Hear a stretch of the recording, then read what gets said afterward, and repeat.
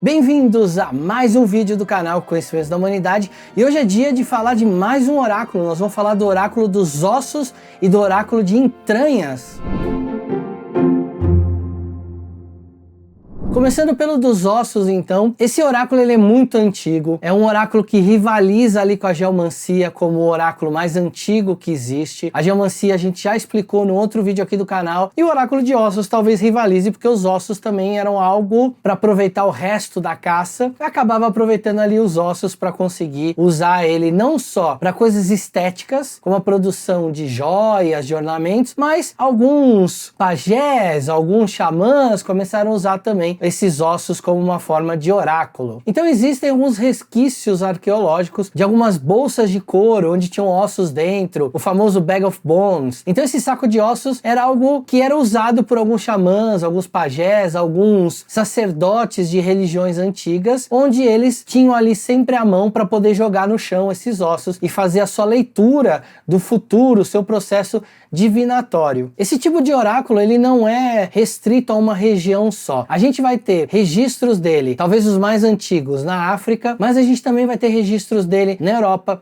na China e nas Américas. Com o processo de escravização das populações pretas da África sendo trazidas principalmente para a América do Sul e para a América Central e para o sul ali dos Estados Unidos, nós vamos ter muitas dessas tradições africanas de oráculo com os ossos sendo trazidos para cá. Isso vai dar origem a tradições como, por exemplo, os búzios, como os ossos que são jogados dentro do voodoo, do hoodoo. Então essas tradições mantiveram suas raízes, trouxeram ou o próprio oráculo de osso ou fizeram adaptações com conchas, por exemplo. Então o oráculo de conchas é um oráculo que, em tese, é muito parecido com a essência do oráculo de ossos. Vão ter técnicas um pouco diferentes de leitura, mas em essência eles têm a mesma origem. Esse tipo de uso de ossos, ele tem duas características principais. A primeira é a aleatoriedade em que os ossos caem, e aí existe uma técnica para leitura, para entender o porquê que os ossos caíram daquele jeito. Alguns ossos guias, para mais ou menos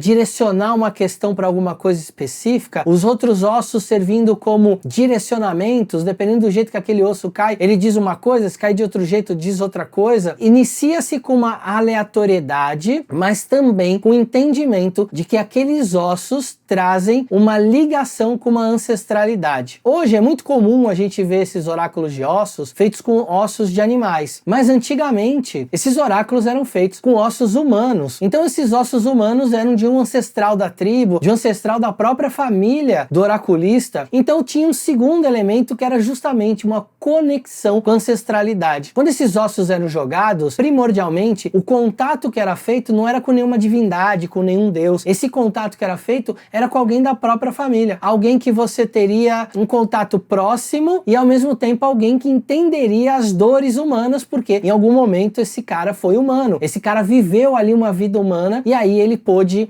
experimentar as dores e os prazeres, e com relação a essa experiência ele consegue trazer dentro de uma sabedoria ancestral uma transmissão desse conhecimento através dos oráculos. Esses caras então faziam coletas desses ossos, a limpeza disso, normalmente eles ferviam bastante esses ossos para tirarem dos restos de carne, de tendão, de qualquer coisa que tivesse de cartilagem, qualquer coisa que tivesse nesses ossos, maceravam, deixavam o osso o mais polido possível e depois começavam um processo de clareamento. Deixavam o osso clarinho e aí eles tinham vários pedaços de ossos. A gente vai encontrar, como eu disse, ossos humanos, a gente vai encontrar também ossos maiores ou presas de animais sendo usadas nesses tipos de oráculo, e um dos oráculos que era muito comum era o oráculo de ossos de galinha. Era muito fácil conseguir muitos ossos de galinha, eram ossos de pássaros, ou seja, ossos bem leves, então era fácil de transportar e fácil de jogar esses ossos também. Feita essa preparação, o nosso xamã entrava num estado de transe e aí ele jogava esses ossos, sendo que cada um desses ossos tinha atribuído a ele uma qualidade. Então, por exemplo, um dos ossos podia significar a morte, o outro a fertilidade, o outro a saúde. Esse oraculista atribuía dentro do seu próprio kit, dentro do seu próprio conjunto, ele atribuía os significados para cada um desses. Para facilitar, muitas vezes eles marcavam esses ossos com símbolos, e é daí inclusive que ali por volta do ano 1800, 1700 a.C., a dinastia Shang na China vai usar estiletes de cobre para marcar ossos com símbolos, e esses ossos vão virar oráculos. E o formato que esses ossos formavam ali quando eles caíam, aquilo vai dar origem, inclusive, às letras da dinastia Shang. Então elas vão ser formadas, aqueles riscos e tudo dessa dinastia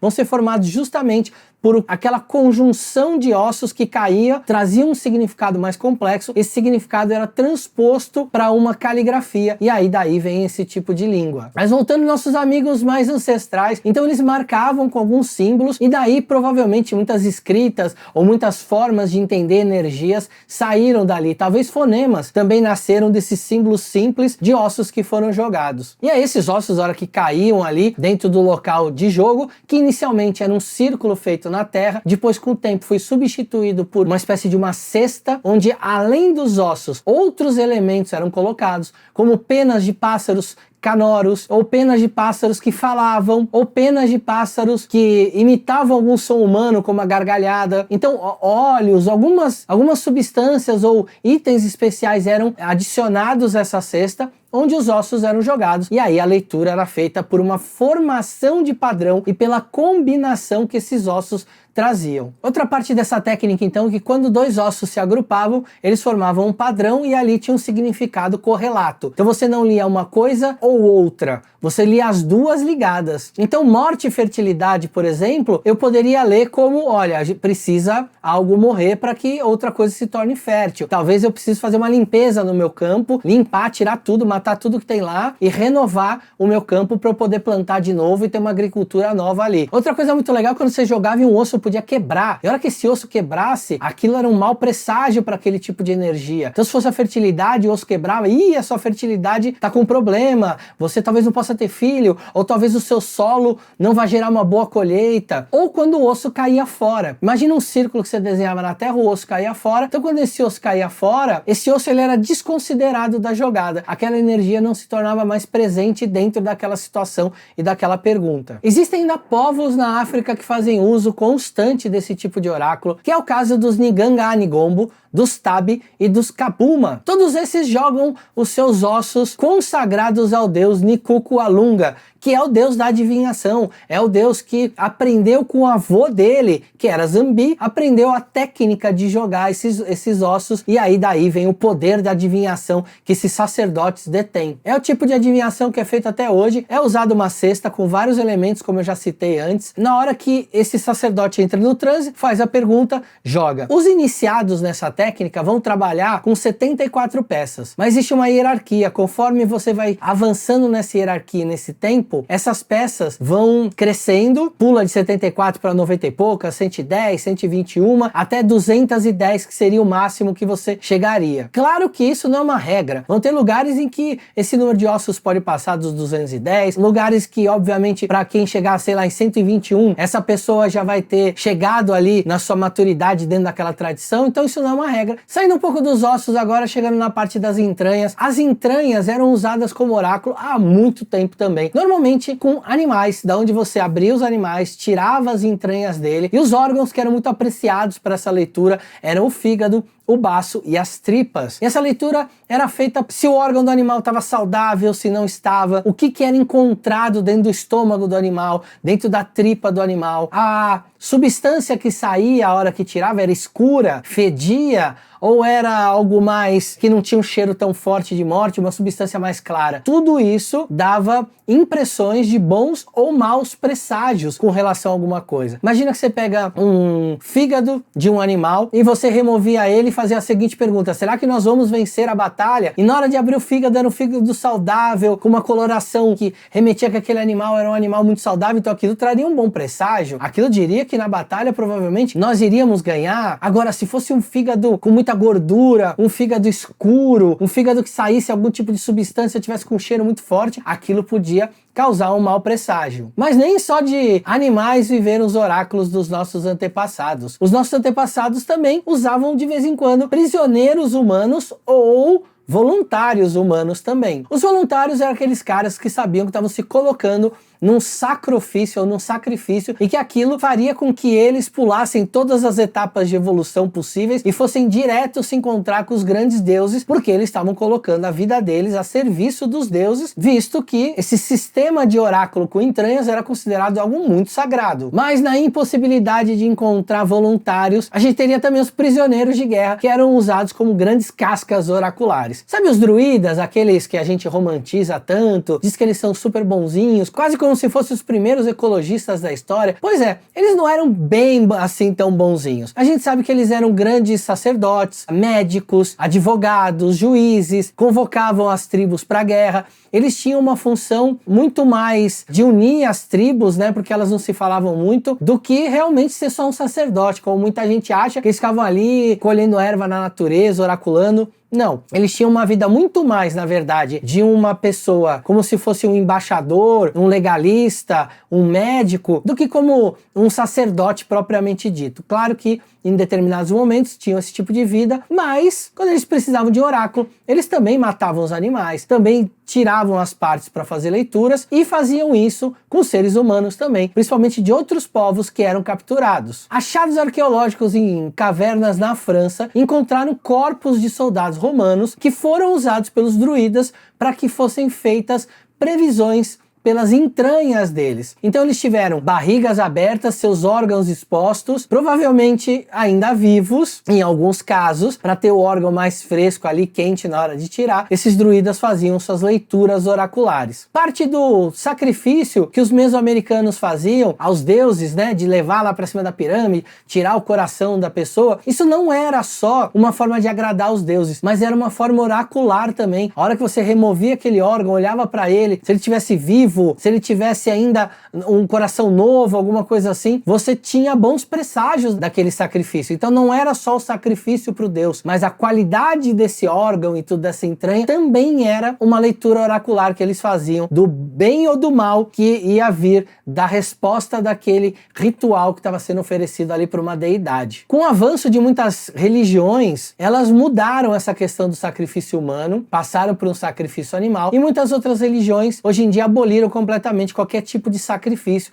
e se tornou um sacrifício simbólico. Lembrando que o sacrifício, ele tem lá a sua energia, ele tem lá o seu momento extremamente importante de entrega daquela energia para a egrégora, para aquela divindade, mas para uso oracular, ele era feito de uma maneira diferente. Como eu disse, as entranhas eram lidas. Normalmente aquele animal, aquele corpo, por ter tido um uso sagrado, ele seria descartado, ele não poderia ser consumido, porque ele passou ali por um processo de leitura, foi dedicado provavelmente ou consagrado a alguma deidade oracular, então aquilo passa a se tornar uma oferenda àquela deidade e ninguém encostava mais naquilo. Então a gente vai agora mostrar um exemplo de como a gente pode fazer o entendimento de como esses caras usavam oráculo de ossos. O de entranhas não vai dar para fazer, gente. Eu tentei convencer o Bruno a participar para eu poder fazer, mas ele achou que seria ruim porque ele não poderia mais gravar nenhum vídeo pro canal. Eu tenho alguns ossos aqui em casa, de animais que eu coletei, obviamente, depois que esses animais já estavam mortos, e aí limpei tudo, mas eu não tenho o suficiente para que tenha um oráculo grande. Então eu vou usar algo análogo, algo que também era usado pelos nossos antepassados, que são pedras. Bora ver como é que ficou. Então é importante que vocês tenham um limite desse local do oráculo. Vocês podem ver então que existe um círculo aqui. O que cai para fora do círculo é desconsiderado. O que cai dentro do círculo, então, vai aqui dentro, vai fazer parte da nossa leitura. Eu posso pegar pedras, por exemplo, e ir associando essas pedras a qualidades específicas. Então, por exemplo, aqui eu tenho uma pedra avermelhada, uma pedra preta, uma pedra azulada. Essas pedras podem ir ganhando características. Então, por exemplo, esse caso aqui, eu tenho essas pedras consagradas para planetas. Então, aqui eu tenho Marte, com essa pedra mais avermelhada. Aqui eu tenho Saturno, com essa pedra preta, e aqui eu tenho uma pedra um pouco mais azulada, com alguns tons de preto, que eu associo ela a Júpiter. Então, se eu tenho cada uma dessas pedras associada a uma questão, eu posso eleger também guias. Além dessas três, eu tenho essa guia aqui, por exemplo, que é uma pedrinha, como vocês podem ver, é um seixo rolado, é uma pedrinha de rio. Eu posso ter uma pedrinha, por exemplo, essa aqui, ó, que é uma pedrinha vulcânica, que está associada às transformações que o fogo traz, essa associada às transformações que a água traz, e uma pedra sedimentar, como essa aqui, que a gente pode ver que tem várias camadas, que está associada com as questões do ar, é o ar que forma os sedimentos. Então eu posso ter essas 3 guias e ao jogar essas pedras, por exemplo, vamos supor que o meu Marte caiu perto dessa minha guia da água. Então, eu tenho uma questão emocional para trabalhar com as características dessa representação arquetípica de Marte. Por exemplo, a vontade, a ação, questões de disciplina, de organização marcianas. Se sair, por exemplo, uma pedra sedimentar perto da minha pedra preta de Saturno, alguma coisa com relação a meus processos espirituais, com as minhas restrições, com a minha parte de limites, onde são os meus limites, onde são os meus limites espirituais. Então, a gente pode fazer essas associações dessas pedras. É mais ou menos assim que funciona de um jogo de ossos, por exemplo, um oráculo de ossos. Eu vou ter ossos que vão ser guias, ossos que vão estar fazendo analogia a alguma energia, e aí eu posso ter um recipiente onde eu vou jogar, e aí em cima disso eu vou fazendo as leituras. Então aqui, por exemplo, caiu um monte de pedra, uma para cada lado, uma mais afastada, todas elas dentro do jogo, e aí eu vou olhar as guias, o que está perto das guias, o que cada coisa significa, vou associando esses significados, e aí no final eu consigo construir uma boa historinha aqui, e essa historinha vai contar, ou vai pelo menos responder aquela pergunta que está sendo feita naquele momento. É isso, meus amigos, espero que vocês tenham gostado desse assunto. Não esqueçam do Catarse, a gente está com um projeto lá dos arcanos menores no tarô. Dá uma olhada aqui no link da descrição, apoia o nosso projeto. Lembrando que se você já apoiou o primeiro projeto, tem um monte de presente para vocês. Se você comprou na Popzen também o nosso tarô, os arcanos maiores, também vai ganhar os presentes. Mas se você ainda não apoiou ou quer o baralho completo do conhecimento da humanidade, dá uma olhada lá no Catarse. O financiamento vai até setembro de 2021. Então se você tá vendo isso depois, procura na loja do CDH, lá vai ter o arcano, mas se você tá vendo isso antes, corre lá, garante o seu, dá uma olhada nas recompensas, tá bem legal. Beleza, galera? A gente vai continuar com essa nossa série sobre tarôs. Semana que vem, mais um vídeo sobre esse assunto. Esfirras oraculares ósseas pra vocês. A gente se vê, até lá.